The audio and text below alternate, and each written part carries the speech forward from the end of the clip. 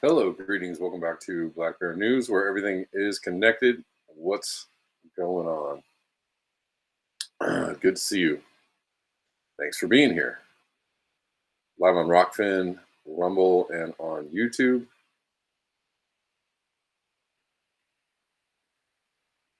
Ooh,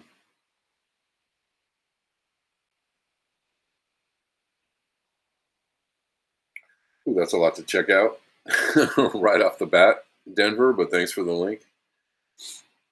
I will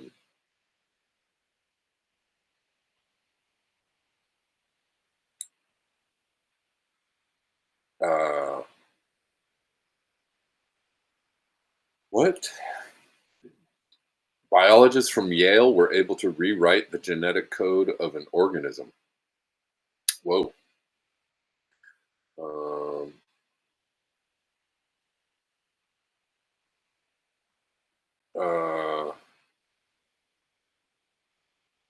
Huh.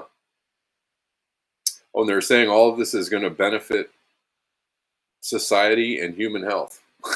Okay. I'm sure. I'm positive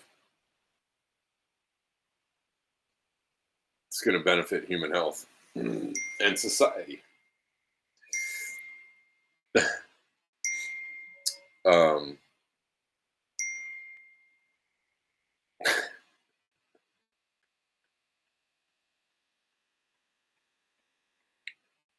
Where am I? Sorry, I got lost a little bit. Salt Liquor says football, beer, and above all, gambling filled up the horizon of the minds. A quote from George Orwell's 1984, which is I don't know how many times I read that book when I was young. Several times, over and over, I read that book. But maybe it might be good to read it again. I don't know. I don't know if I could. I mean, I know how it goes. I've seen the movie. I've seen the movie.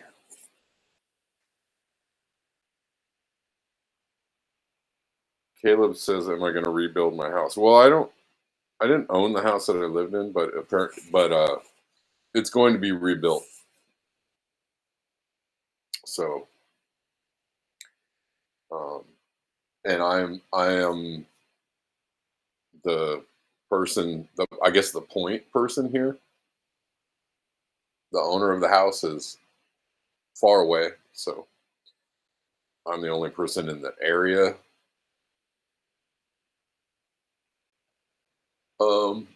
That can do be here physically. Excuse me. Don't mean to yawn on a live stream. That seems rude, but I've been up since early in the morning. But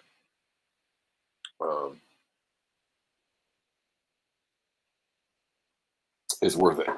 It's worth it getting up early. But the news is that the house is going to be rebuilt, and most of the houses on my street are going to be rebuilt. So everybody's rebuilding, and that's cool. And have no idea how long it's going to take or anything. But we'll see what it's going to be interesting to see what it all looks like at the end of the day. I mean, I have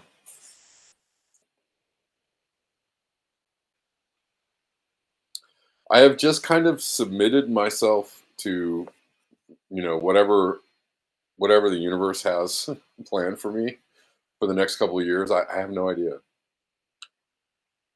I don't even know where I'm going to live. Like I'm, staying with friends in a temporary situation, and I don't even know.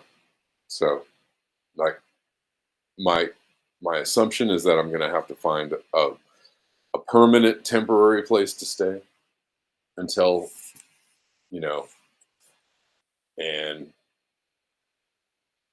whether or not I return to the same address or not is another discussion. And so I don't know anything, honestly. I just know about what's happening right now, and I know about, like, what I'm trying to do in the next, like, 2 or 3 months, maybe 6 months. I've got, like, tentative,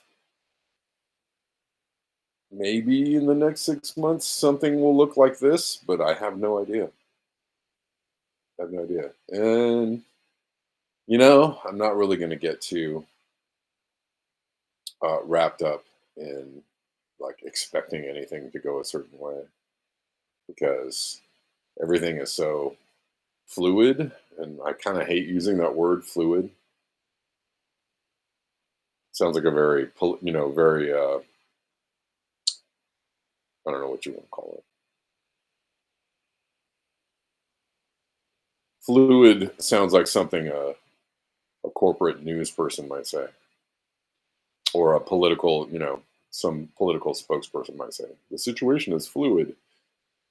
I don't know what's happening. So, no trailers are being provided, Shani, that I know of. But they are providing, people that are seriously homeless. They do have like a center where people are staying, shelter, like a shelter, for people that have no wherewithal for anything. Um, and and then there's Airbnb has partnered with, um, the county to offer, like, short-term Airbnb stays for people. But I think that might be over now. I'm not sure. But there are, like, there are resources for people, who don't have a place to stay out there. I'm not really sure because I do have people that are willing to take me in. Um, you know, uh, I don't have to engage with those services yet, but I mean, or haven't had to yet. So, people have been very generous with their spaces and their, um, willingness to take me in. So, I'm grateful. I'm super grateful, for that. Um, yeah.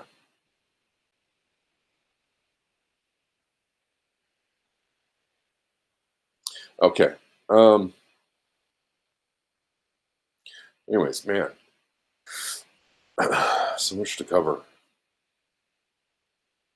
So little time, as the saying goes.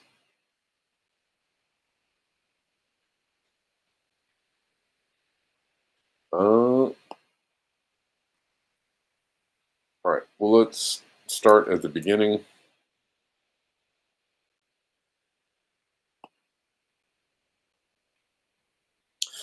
Yeah, man. Well, contemplative.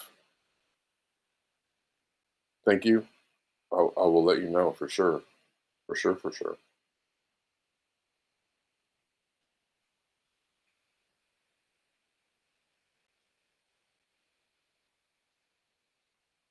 Um, Leon Simons. Hold on. Let me.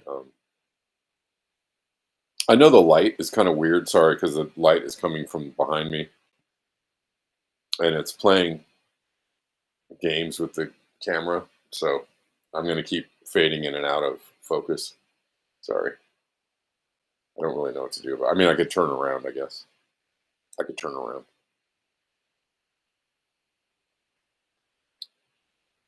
I just don't feel like it. I'm just gonna sit right here. I don't feel like moving. Uh, as long as it doesn't bother you. If it's really bothersome, let me know.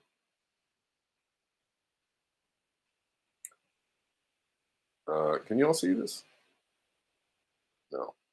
Leon Simons. If the 15-year warming trend leading up to now continued global warming would reach 2C by April, up to now continued, if the warming trend continued, global warming would reach 2C by April 2038. Looking at the NASA series based Earth's energy imbalance, I think we will reach that even sooner. We are already at 1.5C for all intents and purposes. Yes, yes, yes. We are at 1.5C. We have passed the 1.5C guardrail.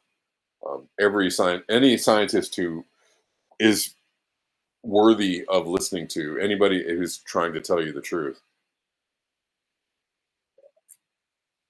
and not trying to sugarcoat things in some kind of like fairy tale garbage about how we can still miss the guardrail of 1.5. Don't listen to those people. We're done. 1.5 is over. We're past it. The only thing you can do now is prepare for the future, um, and take whatever actions you think are necessary in these times. Um, Man, he's referencing James Hansen's new paper. James Hansen is still somebody worthy of listening to, for sure. Yes, you already bought a T-shirt. Yep. Yes, my supply of T-shirts and all of the things I use to make T-shirts is all gone. So I have no idea when the T-shirt printing presses will start again, and I don't really, really, I can't really engage in accumulating a lot of stuff right now. So I'm already at capacity of the stuff I can fit into my car to move around with. So, um, and that's kind of where I want to keep it. I just want to keep it at like whatever, I'm already full. My car is full of the things I would need to carry around to move. So like, I can't really get any more stuff. Um, and I guess that's how it's going to be. I'm really trying to keep it limited at the moment. But yes, if you have a T-shirt, consider yourself one of the few, the proud Black Bear News T-shirt supporters. All right, but yeah, this is here's the graphs. Here's the graphs showing you where we're at,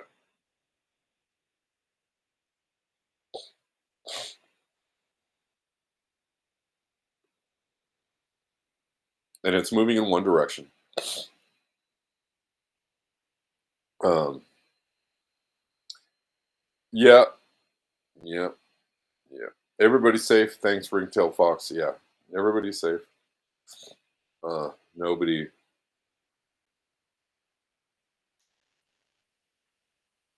nobody was harmed. I didn't have to leave any animals behind or anything like that. Just most of my stuff. Um,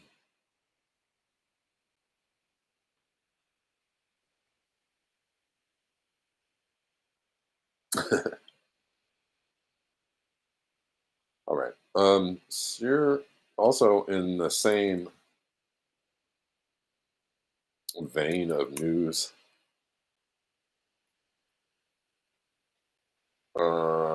From Climate Watcher, this is about the Arctic sea ice area.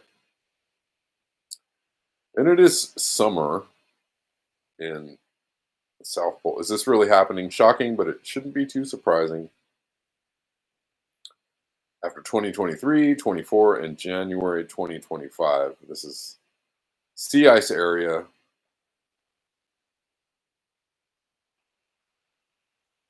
In 2024, 25, this is where we're at. Um, the blue line, the gray line is 2021. 2010's average, this is the yellow line. The green line is the 2000s average. And then, going back to the 90s average, 80s average. So we dropped quite a bit. From the 90s and the 80s down to the 2000s, we dropped a lot of area. And then dropped, 10 years later, dropped quite a bit more. And here we are. Here we are.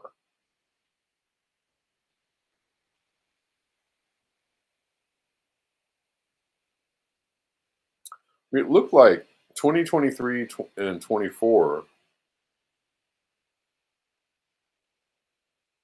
was kind of regaining some ice above the 2010 average. Like it looked like, it might be up above that average for a little while. But 2024 and 25, well below, as they like to say. Well below.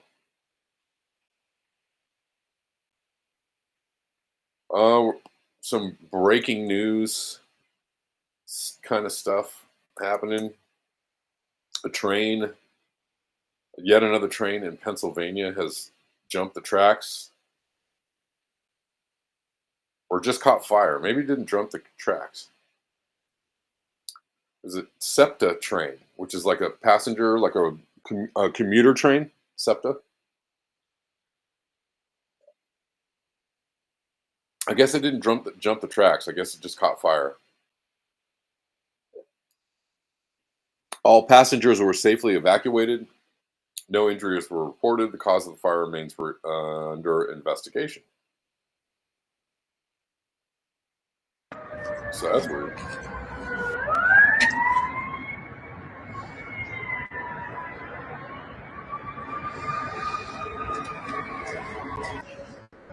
You think people were getting out of the train on the other side of the tracks?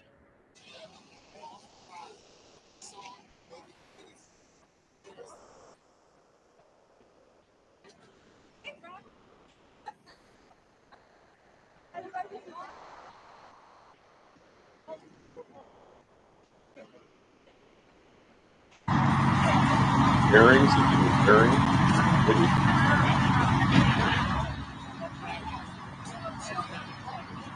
In other news,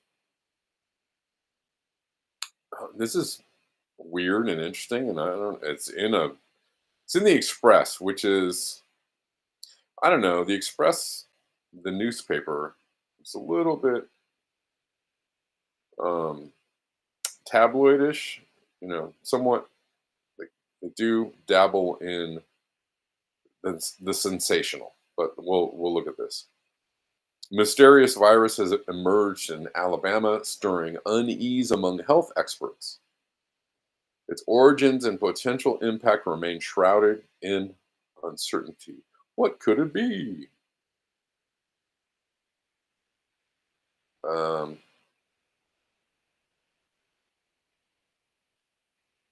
anyways, we'll read on. A never before seen virus has touched down in Alabama, which health experts are sounding alarms about. The Camp Hill virus is from the same family as the deadly Nipah and Hendra viruses, which are some of the most deadly active viruses in the world, killing about 70% of the people infected. That it certainly is scary. Man, they're trying to, they're still really trying to push these the virus scare out on people, right?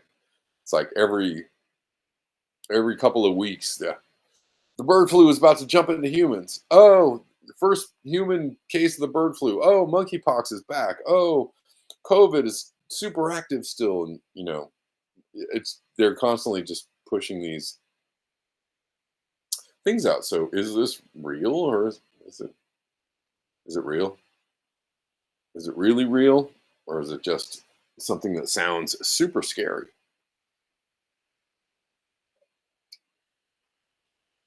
Uh, President Donald Trump recently decided to withdraw from the World Health Organization, which has been received favorably. The withdrawal, not the World Health Organization.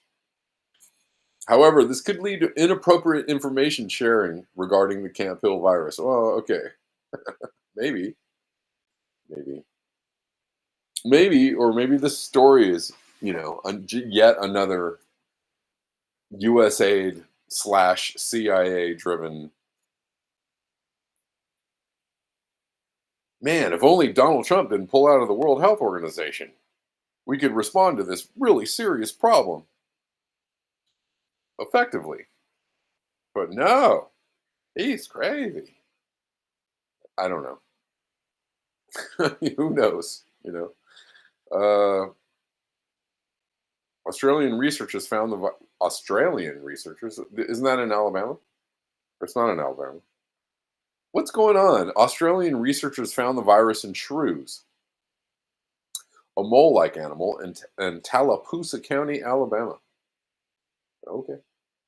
Dr. David Dijak, unrelated to the study, spoke to the Daily Mail and offered a scary assessment of the virus. Scary. Okay. This is what concerns us in the public health is that we have this virus, we believe, with a very high mortality rate. We believe. Does it have a high mortality rate? Is that scientific, or is it just something you believe? Anyways. And if it were to mutate, if only it would mutate and transmit into humans, then I don't know about this article. This article is sounding real, as the kids say, sus, susalicious, suspicious. Don't be suspicious. If it were to mutate and transmit to a human and attack the kidneys, as we've seen in some animals, that could be particularly threatening to all of mankind. All right. The virus is still new, and nobody knows much of anything. So it sounds like they're making gin over here at the Express. They're ginning up some fear over here. Oh, we're going to talk about how the USAID story, man, just won't quit. It just does not stop. The things that are coming out about what USAID is funding, which is pretty much everything. Apparently, USAID funds like half the world. half of the goings on in globally are funded by USAID. It seems that way. But remember, this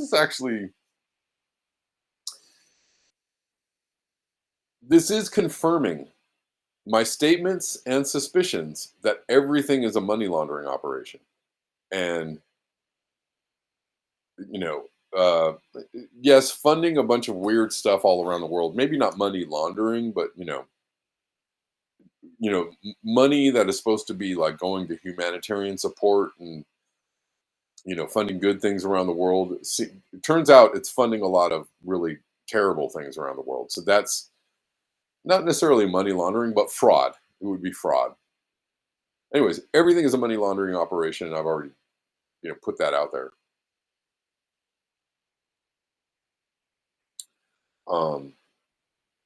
And this whole USAID story seems to be confirming my statements and suspicions that things are just not what they appear to be. And again, there could be a few things that USAID is funding that is humanitarian like, but there's a lot going on that is has nothing to do with humanitarianism.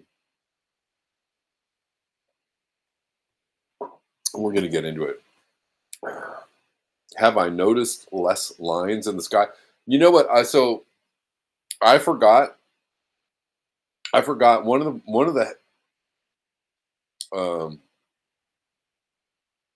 one of the stories in the title of my video from a couple days ago. I forgot to cover, but it's important and it does have something to do with the lines in the sky. No, haven't noticed less. No, they're the same, if not more, than ever. Lately, in the last, I'd say 4 or 5 months, it's really ramped up. They seem to be very prevalent, and I don't know.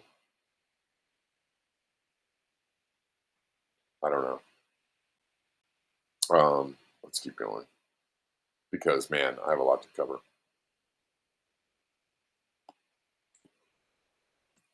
More concerning breaking news, and I guess, I don't know if this is. I don't know if this is.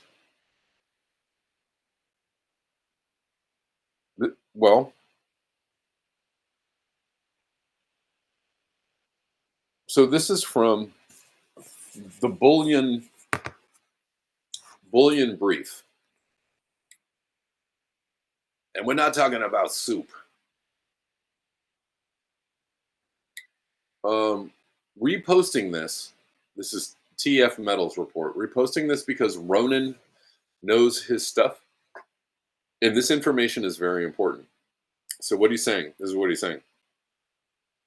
The gold clearing banks of London Precious Metals Clearing Limited have exhausted the metal they had available for delivery in their own vaults. Say what now? So they are trying to borrow as much gold as possible via the gold lending market at the Bank of England. But this looks exhausted too. Oh, please, do go on. These clearing banks, JP Morgan, HSBC, UBS, and ICBC Standard, need to keep gold in their vaults for their own loco London liquidity. And I don't know if loco means something or if he's just calling it crazy. But it looks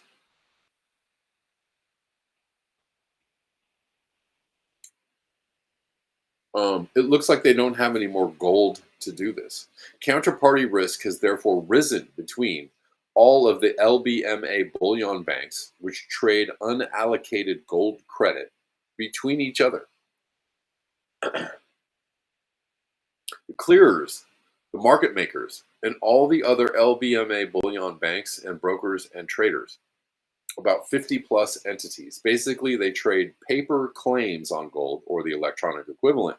These claims are now trading at a discount to reflect the fact that they can't be converted at will into physical due to lack of availability of sufficient loco London physical gold. I don't know. Do you guys know? Do you guys know? I mean, I know what this means, or could mean. I think the implications of this are pretty. You probably might want to be take this a little more seriously than the virus they found in a shrew in Alabama. But this could be a more serious story at the moment. Yeah, but I don't know. I see these really super like these like we're on the edge of a cliff and we're about to fall off stories, economic stories. I see them, once a month. The repo markets are, out of money, or they're dumping trillions of dollars every night into, whatever it is. Just, we're gaining $1 trillion in debt every 10 days. And, just these wild, like, what? It's all about to fall apart. And yet here we are, still going. Here we are, stock market, all-time high. Here we are, Bitcoin all-time high. I don't know what this means. Um, is this really the edge of the cliff and we're about to fall off, or is this just another, uh, you know, is this just another example of how flimsy our economic situation is? I don't know. Again, you know, take this information in and do what you think is necessary with this information. I don't know. I'll say it again, or I repeat myself at the risk of repeating myself. And let's see, Chat GPT. I wish they would. Well, they explain what this could mean. If this continues, it can signal a potential short squeeze in the physical market, structural failure in ETF mechanisms struggling to source enough silver back to back issued shares.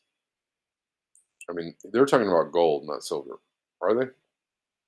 I think they're talking about gold. Though. Growing distrust in the paper silver market, causing more demand for direct ownership of bullion. I don't know. Yeah, Rich Diana. The plunge protection team cannot allow the market to falter. Yep. Yep. That is true. And they will prop up the banks to the bitter end, until they just can't do it anymore. I'm positive that they'll try to do another bailout if things get really bad.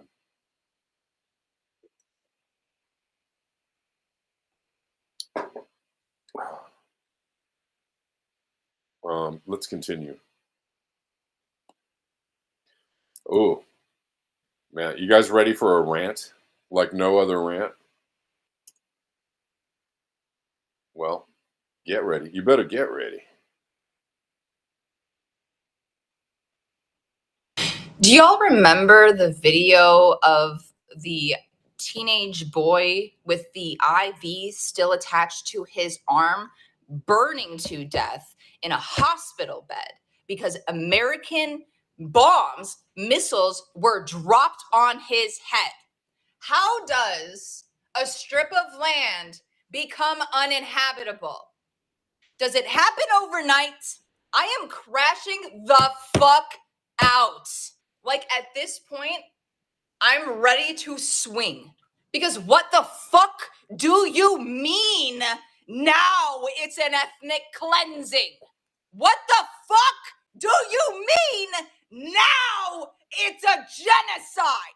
You disingenuous, slimy, snake-ass motherfuckers with your smug fucking self-righteous. She's talking to you, Democrats. She's talking to you. She's talking to the people that are like, oh, should have voted for Kamala. What? No, it was already an ethnic cleansing beforehand.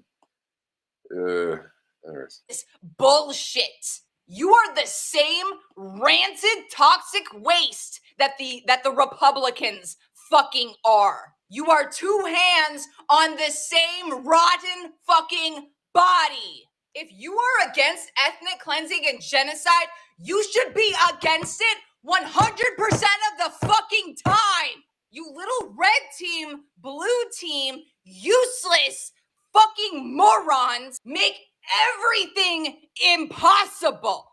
Election cycle after election cycle after election cycle, I have to watch brain dead, no thought, no curiosity, no critical thinking motherfuckers continuously shift the fucking blame for what both parties are committed to doing. I'm going to be cut and dry. Republicans, my enemy. Democrats, my enemy. The United States establishment, my fucking enemy. And the enemy of globally marginalized people. Period. I am always going to put that foreign policy front and fucking center. Because that is our responsibility as the domestic population of a violent imperialist nation. And if you are not willing to do that, if that is not important to you, as someone who lives in this nation, if it is not important to you to put foreign policy, to put the globally marginalized people of this earth before our own comfort, because we are the cause of their suffering, you are my enemy. And you are the enemy of globally marginalized people. So get their fucking names and organizations and movements out of your fucking mouth. You never gave a shit about globally marginalized people. You never gave a shit about these liberation movements. All you want to do is pretend that you're mourning their deaths, and you don't want to stand behind them when they're fighting for their fucking survival. Take your neoliberal bullshit and shove it straight up your ass. Cheers. I don't think that she posted that to TikTok. She couldn't have. She couldn't have posted that to TikTok because they would absolutely not let that one fly. I mean, she probably made it on TikTok and then downloaded it. But I know for a fact that sucker didn't get any views on TikTok. Not one. Because I have posted just songs with some, some footage of what's going on over there. And they were like, no. I mean, you might post it, but it ain't going to get any views. We're not even going to let you post it. So I know for a fact that didn't even, she's not lying. No, Shani, she's absolutely right. So, appreciate the energy on that. And she, no lie detected, right? No lie detected.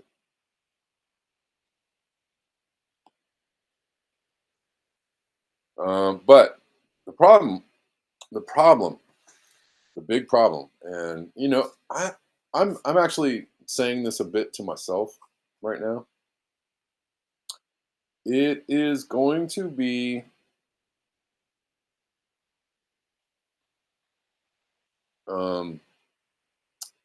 it's going to get a little bit harder before it gets easier to be an independent journalist and to be a truth teller, because now the truth is going to be a threat to national security and or the stability of any state out there, this one included. So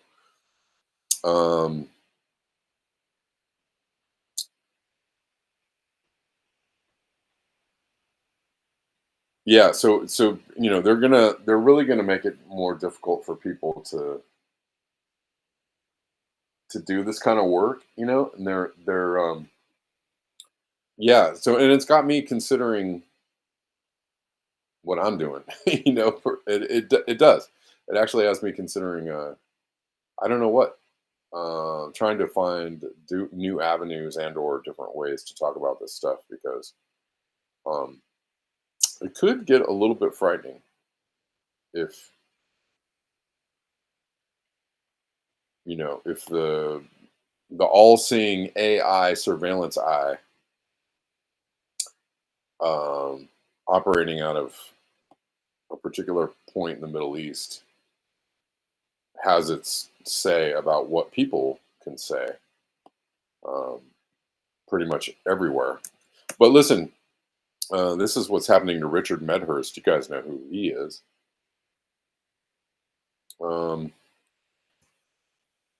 He was recently detained by the Austrian police. And Richard Medhurst has, been sparing no punches in talking about what's going on in the Middle East. And so he has become a target. And, just trying to illuminate like what they're doing to people who are trying to give you the true story about what's going on out there. Because, once it becomes impossible for people to talk about anything that's going on,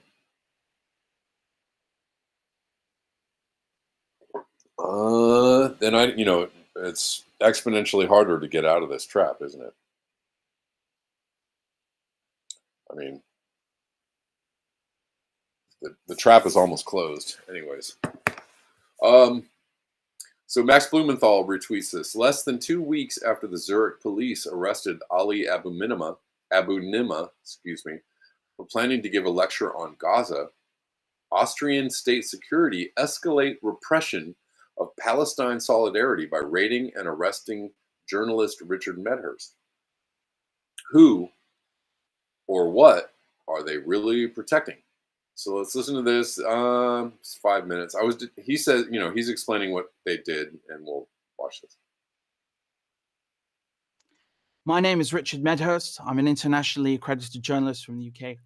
On Monday, agents from the Austrian police and intelligence services detained me, raided my home, raided my studio, and then interrogated me. They essentially lured me into a trap. So I received a letter from the government last week from immigration, summoning me for some interview at my residency. I found that a bit odd because I've lived here for a while. I never had any problems. So having nothing to fear, I went to the meeting by myself. And then after a few simple questions, they suddenly issued a thinly veiled threat saying they were considering revoking my residency because of my alleged reporting on Palestine and Lebanon. So of course, my answer was no comment. And as soon as I thought everything was over, I was ambushed by a group of plainclothes agents. They entered the room, flashing their badges in my face, and they said that they were the Austrian equivalent of MI5 or the FBI. They detained me, and then they served me with a warrant from the state prosecutor to search my home, search my studio, take all of my devices. Why? Because they think that I, a Christian Englishman, am a member of Hamas. Yes, you heard that correctly. They are accusing me of being a member of Hamas, of being part of the Izz al-Din Qassam brigades, of disseminating propaganda, encouraging terrorism, being affiliated with organized crime and a terrorist group. I mean, it's like reading something out of the Twilight Zone. So they seized my phone, and they drove me to my residence, ransacked the place. They even took devices which I repeatedly told them do not belong to me. Then they drove me to my studio and turned the place upside down. So I had to watch my devices being disassembled before my very eyes by a group of strangers. All these tools that I spent years building and investing in, the core of my journalistic profession. They took, in total, they took like 5-6 different laptops and computers, phones, USB sticks, hard drives, DVDs, you name it. And although the warrant was for electronic devices only, for some reason, they took photos of my residence, photos of the office, of the bathroom. They helped themselves to anything they saw: books, papers, documents, cupboards, closets. To tell you the truth, though, the agents treated me kindly and with respect. They didn't deny me any of my basic needs. Now, as you recall, I was unjustly arrested a few months ago in London. They jailed me for almost 24 hours under the Terrorism Act. Strangely enough, last week, the police in England again extended this investigation. And then suddenly this happens in Vienna. I don't think that is mere coincidence, okay? The first thing I asked the Austrian agents was, did my government put you up to this? And they replied, no, Britain doesn't talk to us. Well, forgive me, but I find that a bit hard to believe. I do think that this persecution, this raid, is related to the case in Britain. I think it's being coordinated with Britain. Now, my colleague, Stefania Marizzi, who works on the Snowden papers with Glenn Greenwald, she reported last month in Il Fatto Quotidiano that the British police seized a graphene OS device from me and that it was very unlikely that they'd be able to crack it. So I suppose that's why Britain asked the Austrians to raid me, grab anything they could find, and go on this massive fishing expedition. The warrant even mentions my arrest in London to try and bolster their case. The Austrian agents, they asked me for the passwords to my devices, and I said no, because as a journalist, I have an ethical, a professional obligation to protect my sources. None of them were compromised. During the raid, I spoke briefly with the techs who were extracting my devices, from one nerd to another.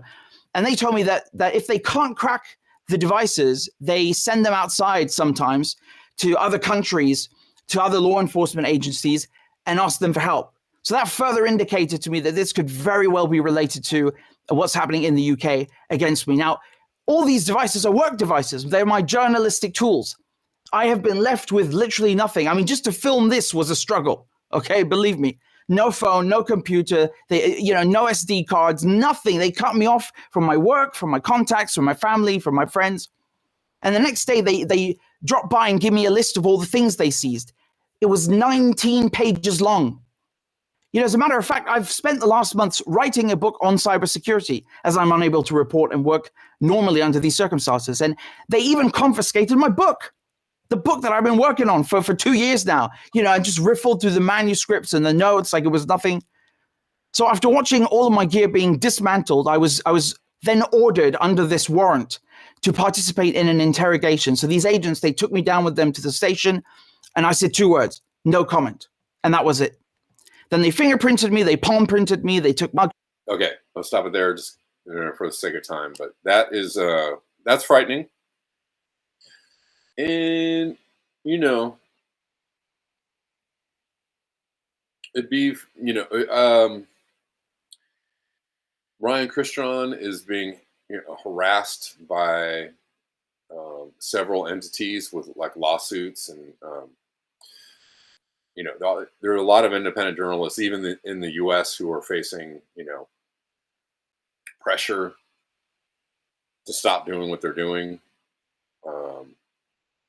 They're either facing like lawfare, or they're being Ryan Christian and others have been kicked off of like almost every platform, all payment platforms, and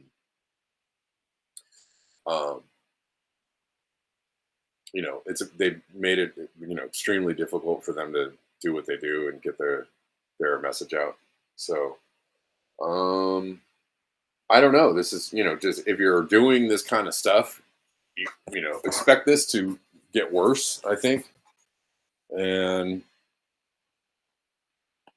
I don't think they're going to back off anytime soon. I don't think Trump is going to. Even though Trump did sign an executive order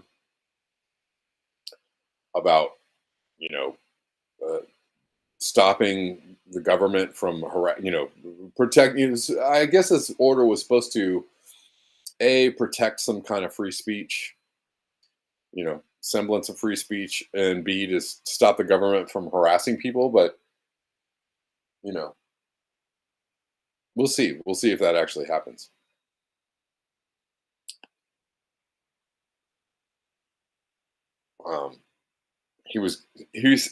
The order was supposed to stop the government from going after enemies, but whose enemies? Which enemies? Enemies of what party? Enemies of what president? And who knows? Trump coin has really lost its value, hasn't it? Buy the dip, I guess, if you're into it. If you think it's going to go back up. All right. Well, kind of in line with what he's talking about,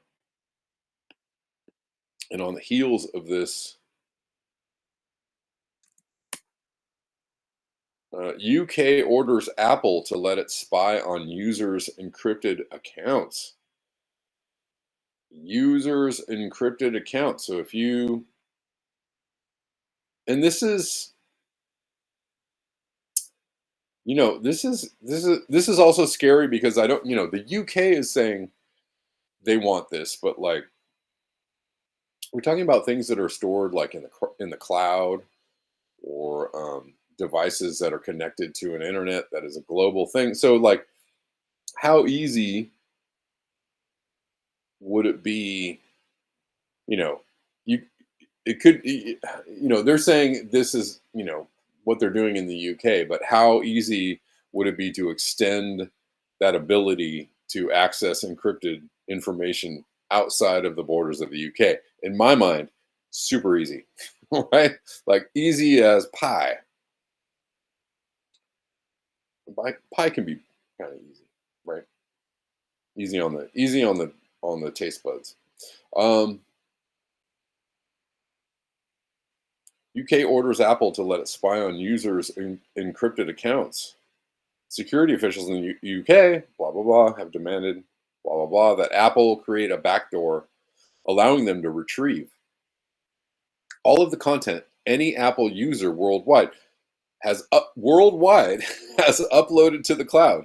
I just said worldwide. This extends beyond the borders of the UK. This is very frightening. And what was Richard Medhurst just saying? Well, they couldn't get into my stuff. They couldn't get into my devices. They said they might send it elsewhere to unlock my devices. Well, if UK or some other entity says, yeah, get in there. You can go ahead and get in there. There's nothing stopping them.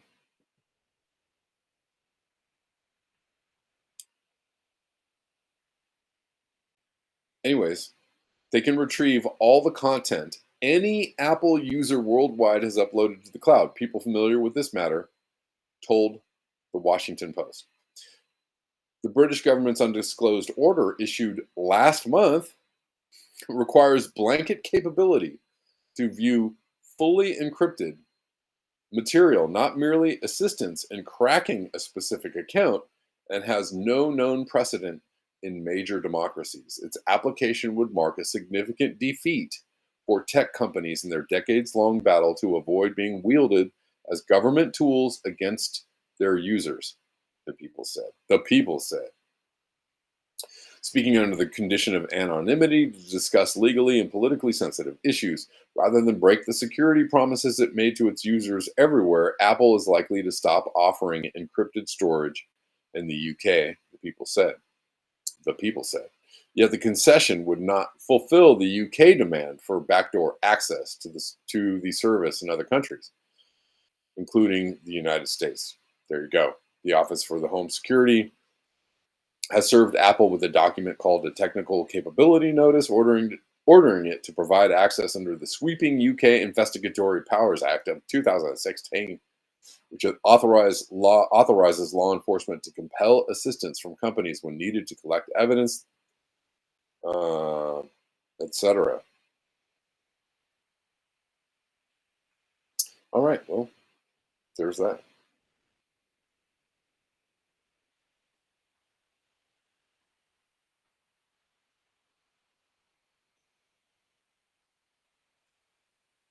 There's that. Let's keep going. All right, a little more USA news. I mean, it just keeps coming out, and this seems to have, all these stories seem to have legitimacy. It's there's quite a few journalists talking about this USA story and what they've been funding, and I don't think that they would be, especially people like Max Blumenthal, would not be reporting this story if it was not verifiable, right? There's some people who are uber trustworthy with reporting like real news. Max Blumenthal, for sure, one of those people.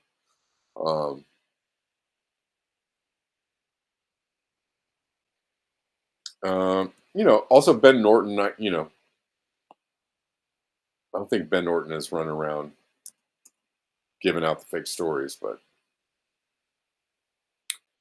and also this is published by WikiLeaks. Also, WikiLeaks has a pretty impeccable record of reporting things that are verifiable and true. So WikiLeaks is reporting U.S. aid was funding over 6,200 journalists across 707 media outlets. That's a lot of journalists over a lot of outlets, and 279 media NGOs, including 9 out of 10 media outlets in the Ukraine. And also, wild. This is wild. So funding what? A lot of propaganda. A lot of propaganda. Politico just being one of the outlets.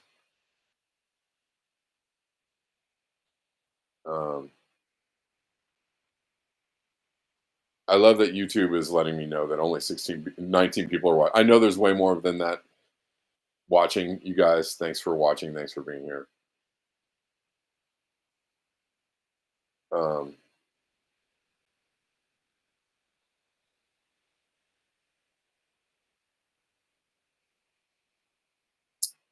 Where are we going? And Ben Norton says the U.S. government has for decades used CIA cutouts like USAID and the NED to fund thousands of media outlets and so-called NGOs around the world. The U.S. empire used them as tools of soft power to spread propaganda, serve U.S. corporate interests, and destabilize independent governments. Ding, ding, ding.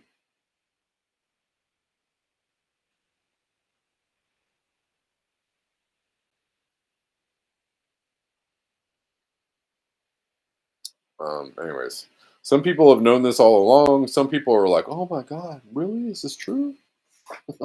Shuckums. Say it isn't so. It gets even deeper. It gets even deeper.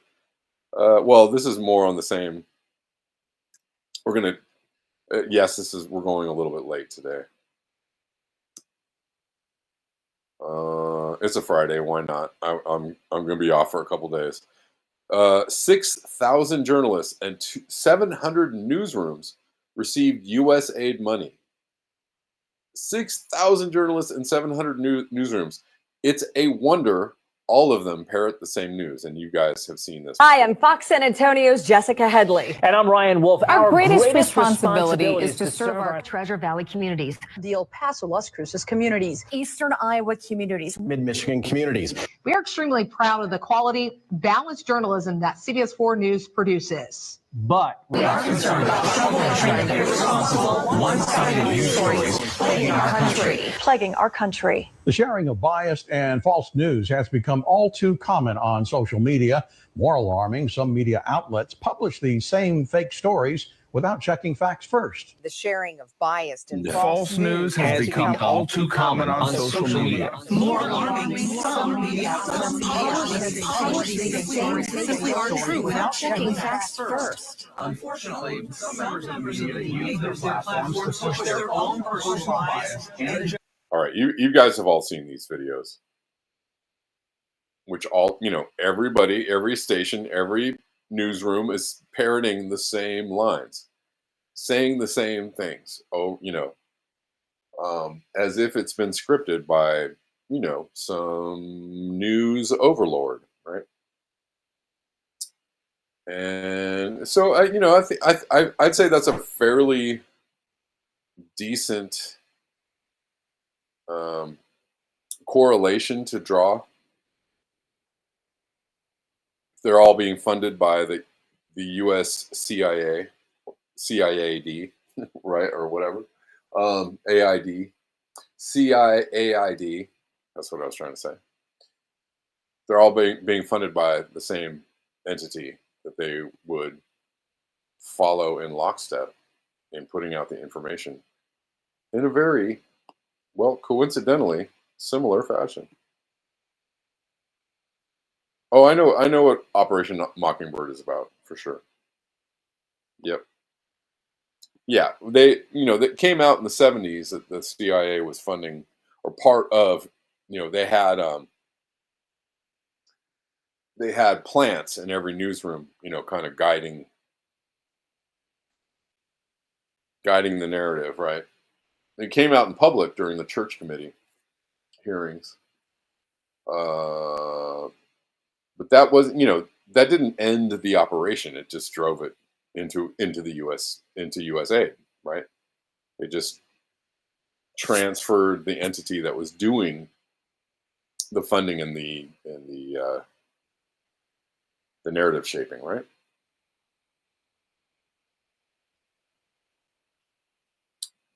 All right, let's keep going.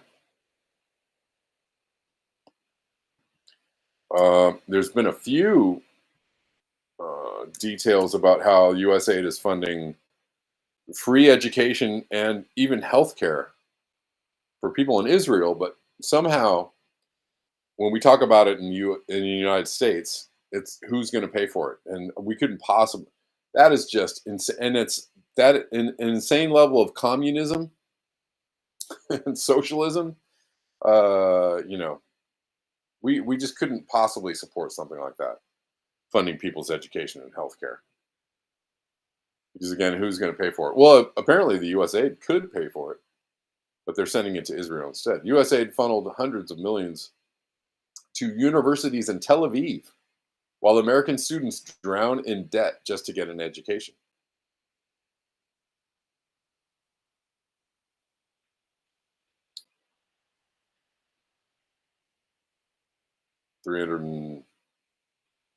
So the total is 676 million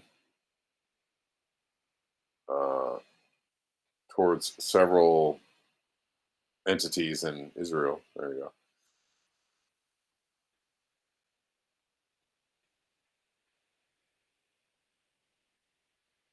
go.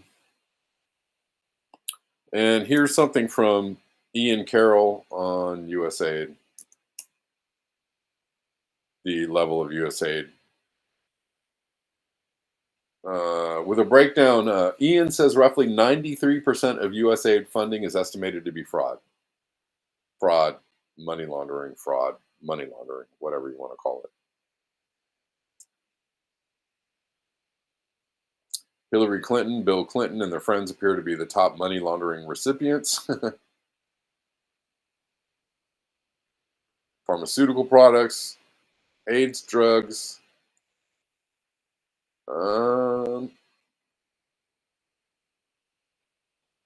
Interesting. All right, well, let's listen to this from Ian. There's a lot to read here, and we'll just listen. I don't know if we're going to listen to the whole thing, but we'll try. Can someone who knows more than me help me out with this one? I've been using USAspending.gov Yes, Ian Carroll's wearing a Make America Great Again hat, I think. to look into the USAID spending over the last 4 years, because cracking open the USAID scandal changes the game. It is the story right now. And Americans are learning about all kinds of crazy government programs that we've been funding. But we're also learning about all kinds of organizations and NGOs and nonprofits that we didn't know we didn't even know existed. Okay, disregard the filter that TikTok just put on me for the last like 10 clips. And in the data here, I noticed that when you sort it by the size of payment, the largest payment, $6 billion, is to Chemonics International Inc., and then Pfizer. But then there's more Chemonics International Inc., and then there's more Chemonics International Inc., then there's more Chemonics International Inc.,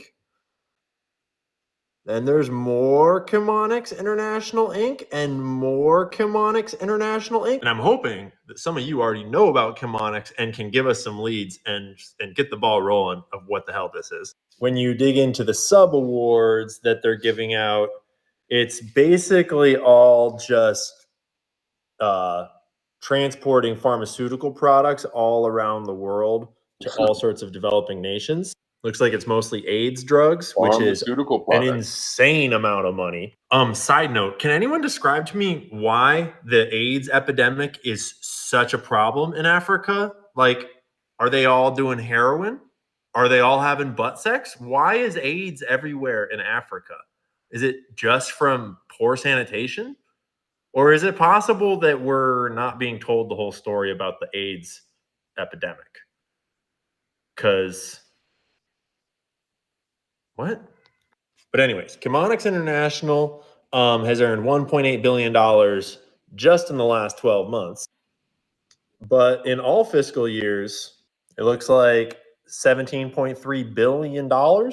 When you go to their website, their board of directors page no longer exists, which is kind of sus. But when you plug it into archive.org, you can get access to their board of directors as of 2024. And they don't seem like crazy sus. They seem kind of like nobodies, with a few exceptions that have worked in like big tech and big medicine and big supply chain kind of stuff. There is this dude, Gunjan, who has worked for Disney Plus and Amazon Fire TV and Prime Digital and Amazon Studios. And why is that experience relevant to international aid work delivering medicine? But anyways, Wikipedia says that Chemonics is the largest for-profit recipient of U.S. government foreign aid. As of 2019, the company has approximately 5,000 employees. The firm offers capacity building, communications, corporate social responsibility, knowledge management, performance management, and appraisal and program design services. What does any of that mean? Remember, the top receiver of U.S. aid funding, and they offer a hodgepodge of corporate gobbledygook that doesn't really say anything. Then when you start looking up the company and find articles about them, you find articles like this one that state that this is back in 2017. In the first quarter of 2017, only 7% of the health commodity shipments delivered through this program arrived at their destination on time and in full, meaning that 93% of the shipments they sent in that quarter either arrived incomplete or did not arrive within the 21-day window allotted and agreed to by the buyer. The largest recipient of foreign aid from our tax dollars is a company you've never heard of. And when they're using that massive share of our tax dollars, only 7% of the shipments they're sending are making it to their destination. At the time, this was USAID's largest ever contract. And then there's this article. It starts off by talking about this power plant in Afghanistan that these two firms, Black & Veatch and Louis Berger Group, got a government contract through USAID to build. At least I presume it was through USAID. I don't know if that specific contract was. But then an earthquake or an avalanche happened and it kind of messed the plant up and they never finished it. And now it's producing 2% of the power it was intended to generate. So then the article goes on to explore a number of sort of aid misallocations of funds over the years. And it starts with Hillary Clinton's tenure at the State Department. The company CEO was indicted for siphoning money from USAID reconstruction contracts in Iraq and Afghanistan, because that's what USAID is for Hillary Clinton's friends to siphon money out into their own pockets.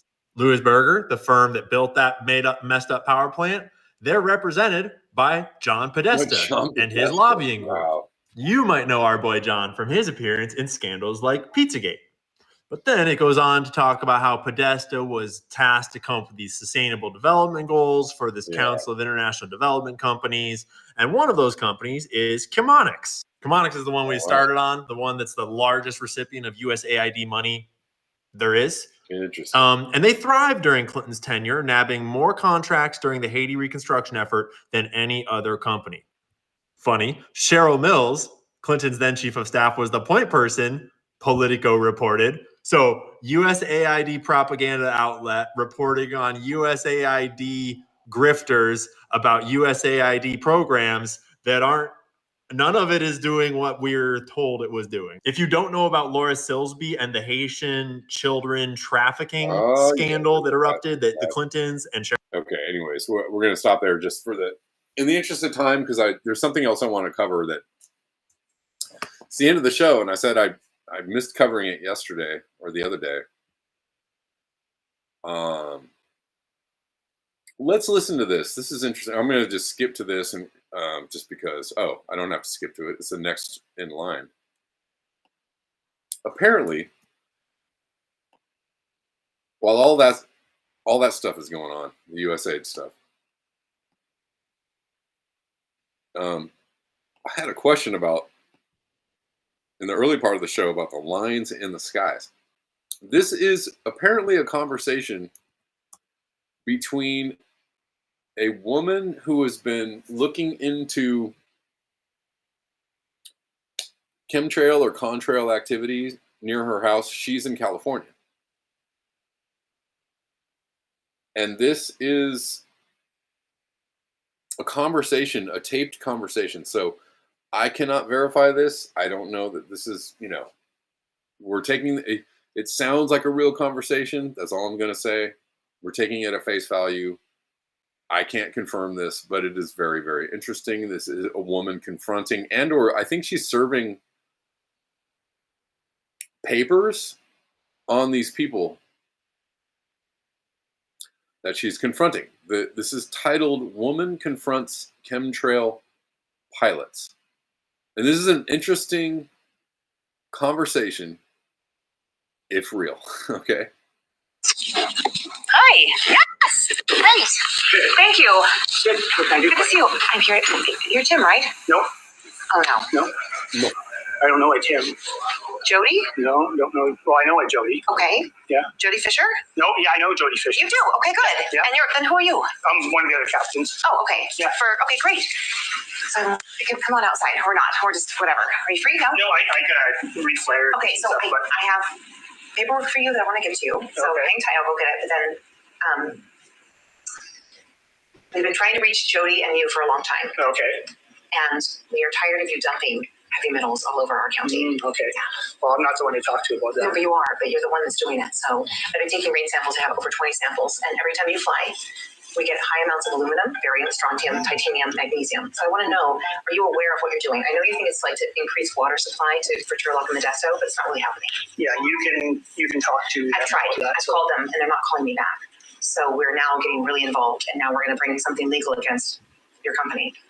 Okay, well, you can talk to them about that. I know, but I want you to know, though, like, we are real people underneath what you're doing. You spray right over our houses. We hear you. We know you. We see you. We're watching your planes and your patterns, okay? Yeah. Twice today now. You did 2 flights.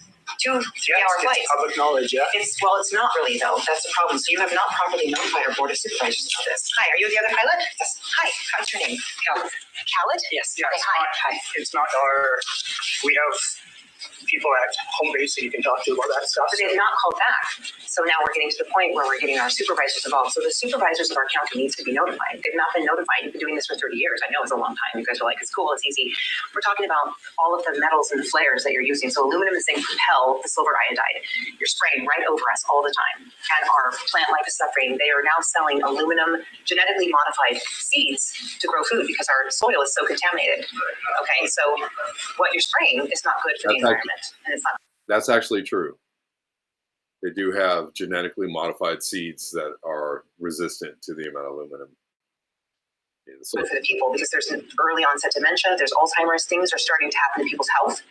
And I really do believe there's a linkage to what we're breathing in the environment every day. When you guys spray us in November through April, it's your yearly contract. I'm aware of that too. So I just wanted to meet the pilots and say, where's Jody? I've called Jody, talked to, I think Leslie was the other one. Leslie Fisher? No, it's another Fisher. Yeah, that'd be his wife. Okay, yeah. Yeah, no, that's their responsibility. That's not our responsibility. I understand, yeah. But the money that you're receiving to do this is coming from, is it taxpayers that are paying for this? That's not my department. I want you to be aware. Do you have family? Good answer. Good answer. Yeah, I have family. I have family too, and children. So we're outside, and we hear your plane over us all the time. And I've been tracking this for a long time, and we have tried to get the supervisors involved, and they're clueless. They were not informed. According to the California codes and law, they should have notified our supervisors because you're doing this to benefit TID. Okay, but it's not. It's happening over. Well, it might be, but it's happening over our area. Okay, Sonora, Groveland, Coulterville. You're doing your little figure 8 loops. My 20 rain samples will show you that on the days that you're spraying or releasing your flares, we have copious amounts of aluminum, magnesium. There's been some barium, strontium, but titanium's weird. Is titanium also in your flares? Okay, that's unique for me. So I want you to know that there are health impacts and impacts to the soil and the plant life, all of those things. And when you do this, the whole community is watching. We don't know what to do. I understand your opinion. It's not an opinion. So I will show you my samples. I don't want to see your samples. I don't want to see the samples. But you are flying the plane. But then how do I get? Okay, anyways. I don't know. I thought that was interesting.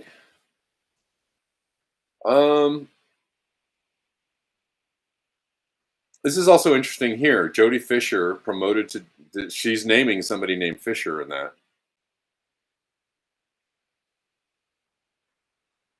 Promoted to Director of Flight Operations for Weather Modification. This is from aviationpros.com. He's an expert on cloud seeding and weather modification. So this is not...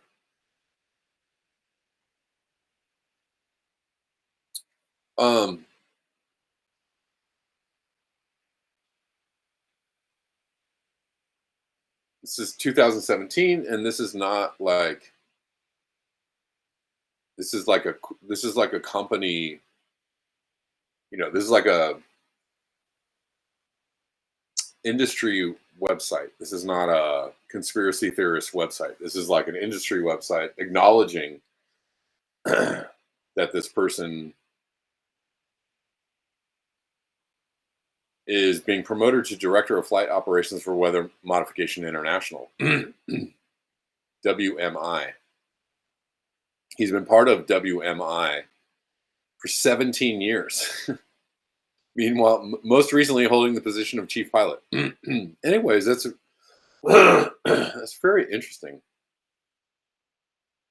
This is like an industry website. This is not, they're just reporting the news. This is just the news that they're reporting. Anyways.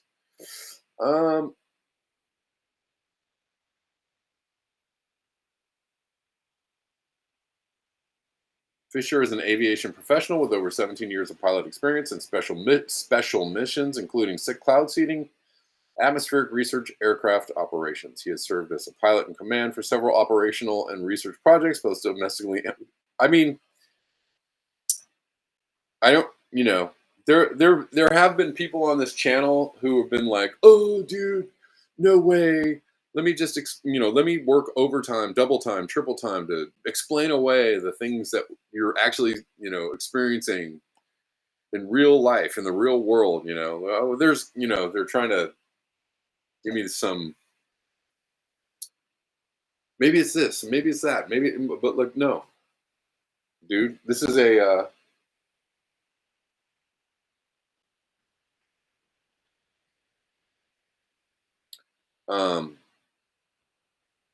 this is a real thing that's happening, and they're acknowledging that it's happening, and they're acknowledging that there's people involved in flying the planes of the thing that it's happening. It is a thing that is happening. Not only that, hold on one second. Not only that, let's go back to this. I mean, you have like, I've taken so many of these pictures, of the lines. And there's so many people that take pictures of the lines, These are not clouds, These are not clouds. These are not clouds. And everybody wants to explain them away as, contrails, or these are just naturally occurring, or it's just something from the sun, or the moisture, or the ice crystals, or it's just not. It is not. That this kind of stuff can't happen in every city. The weather conditions don't happen in every city of every country, on the same day, or, for, days and, months on end, every single day, and then stop abruptly for months on end, every single, it just doesn't work like that. Like, that's not, it's like, I've had people try to explain away what these things are, but like their explanations are less scientific than anything I've ever heard in my life. But like, they just insist because, I don't know, they don't want to really, it's just too scary for them to admit that something like that is happening. Or they don't want, they don't want to, if you say, oh, I see this happening, then you're immediately like, oh, you're a lunatic, or this isn't science, or trust the science crowd. Come on. I've gone through this, like, I've, talked about this numerous times. Anyways, I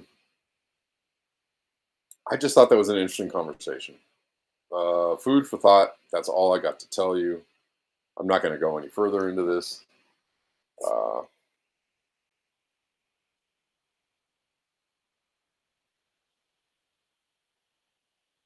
What is this?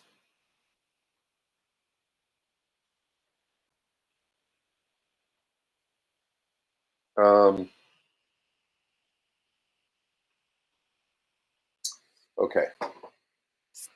All right, guys. Well, that does it for me. Oh, I forgot to say, if you support the show, you want to support the show, you want the show to keep on coming to you Monday through Friday for free 99, and you want to see the show continue going forward, please consider supporting the show financially. There are lots of ways to make a donation to the show.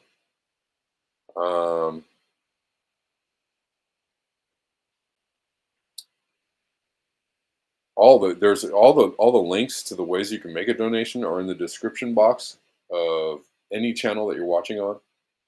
All the usual ones are there: PayPal, Venmo, Cash App, Zelle, Buy Me a Coffee, Ko-Fi, Patreon, etc., etc., etc.